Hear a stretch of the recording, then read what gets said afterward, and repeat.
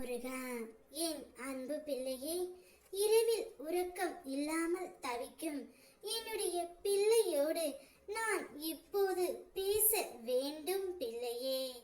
நாளையே உன்னுடைய வாழ்க்கையில் ஒரு அமோக செய்தி காத்து கொண்டு இருக்கின்றது.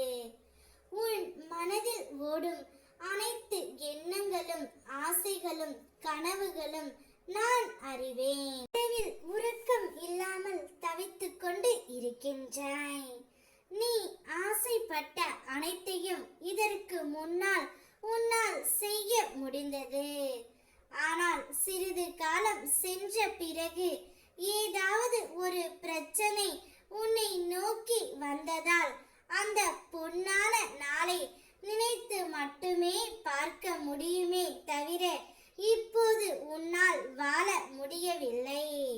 வயதுக்கு மீறிய கஷ்டத்தை நீ இப்போது அனுபவித்துக் கொண்டு இருக்கின்றாய். முதலில் உனக்கு ஒன்றுமே புரியவில்லை. எதற்காக இப்படி சூழ்நிலையில் மாற்றிக் கொண்டோம் என்று உனக்கே தெரியாமல் நீ தவித்துக் கொண்டு இருக்கின்றாய். சிறிது காலம் சென்ற பிறகுதான் உனக்கு புரிகின்றது.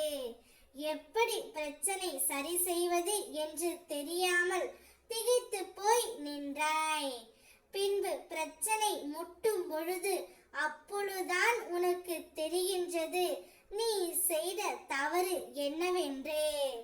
நீ அனைத்தையும் யோசிக்கும் தருவாயில் உன்னுடைய பிரச்சனைகளும் கஷ்டங்களும் அலை மோதிக்கொண்டு பெரியதாக வளர்ந்து விட்டது. உன்னுடைய மனதிற்குள் பூட்டி வைத்துள்ள ஆசைகளும் கனவுகளும் ஒன்று பெரியதாக இல்லை.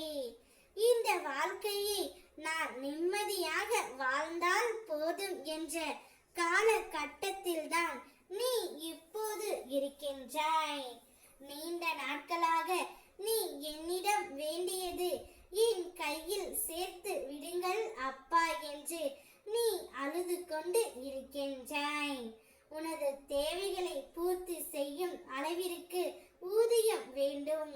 நீ வசிக்க ஒரு சொந்த இடம் வேண்டும். கடனில்லா ஒரு வாழ்க்கை வேண்டும். மனம் விரும்பும் மன வாழ்வு உனக்கு அமைய வேண்டும். நோய் நொடி இல்லாத நிம்மதியான வாழ்க்கையை பெற வேண்டும். என் குழந்தையின் அதிகபட்ச ஆசை இவ்வளவுதான். நான் சொல்வது அனைத்தும் சரிதானே? நிச்சயம் அவை யாவும் உன்னுடைய வாழ்க்கையில் நடக்கும் தங்கமே. நாளையே அமோக செய்தி ஒன்று உனக்காக காத்து கொண்டு இருக்கின்றது. இரவில் உறக்கம் இல்லாமல் தவித்துக் கொண்டு இருக்காதே. நன்றாக உறங்கு. அனைத்தும் நான் பார்த்து கொள்கின்றேன். சரவண பவ எனும் மந்திரத்தை உச்சரித்து கொண்டு உறங்கு. அனைத்து பிரச்சனை